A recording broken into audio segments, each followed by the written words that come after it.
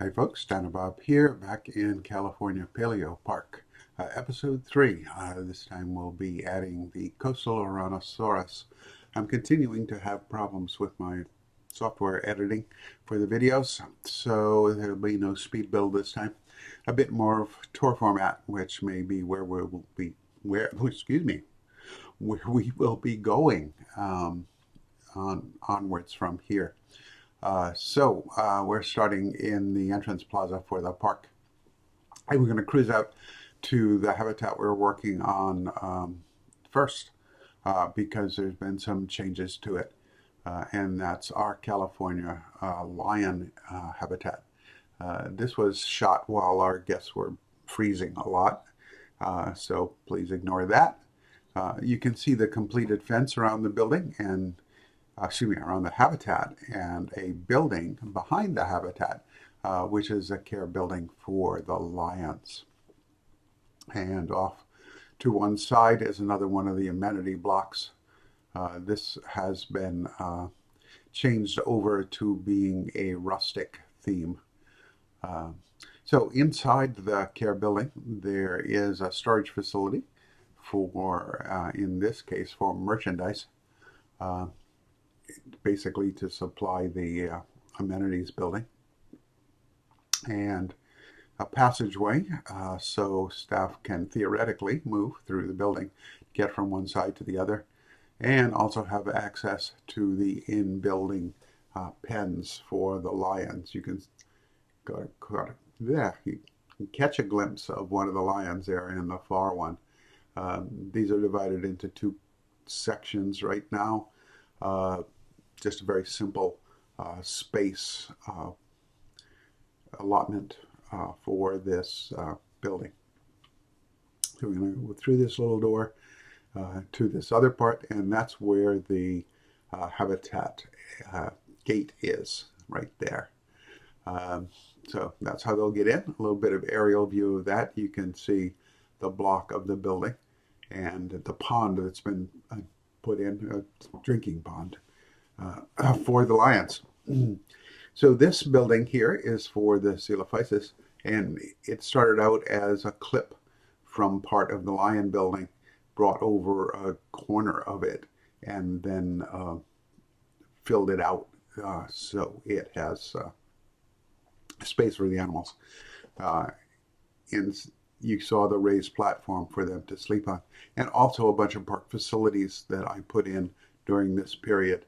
There is a food storage, compost heap, and another food storage, trying to back up all my supplies, and two each produce stations for plants, and that's the one that's highlighted now, and for bugs, and that's down there.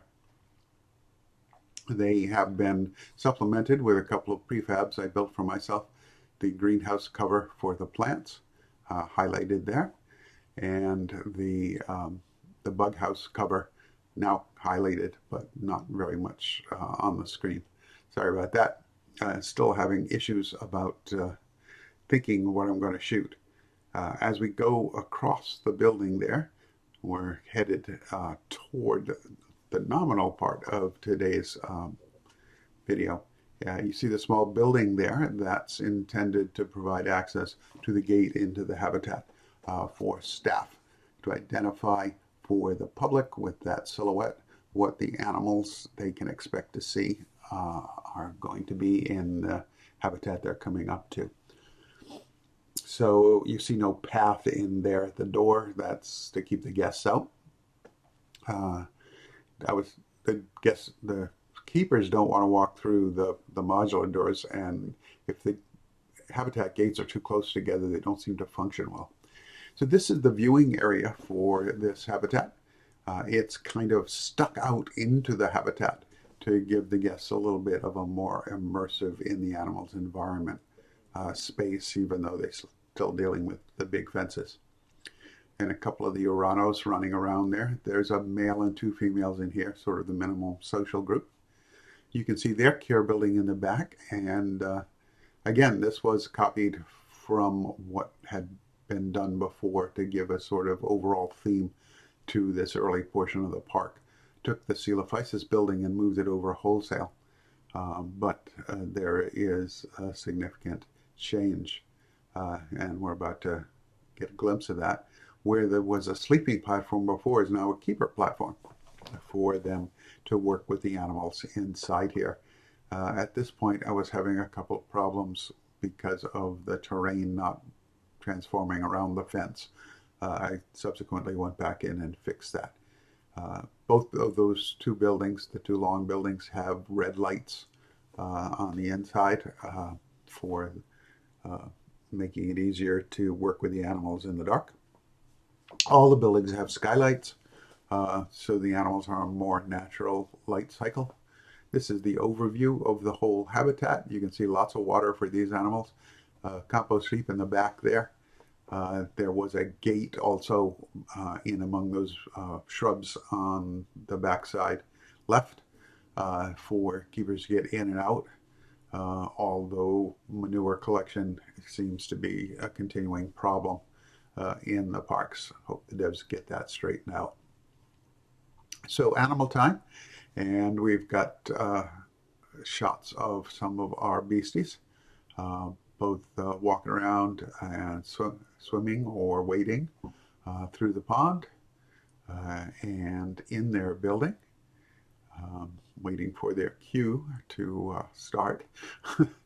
But that's pretty much it for this week's video.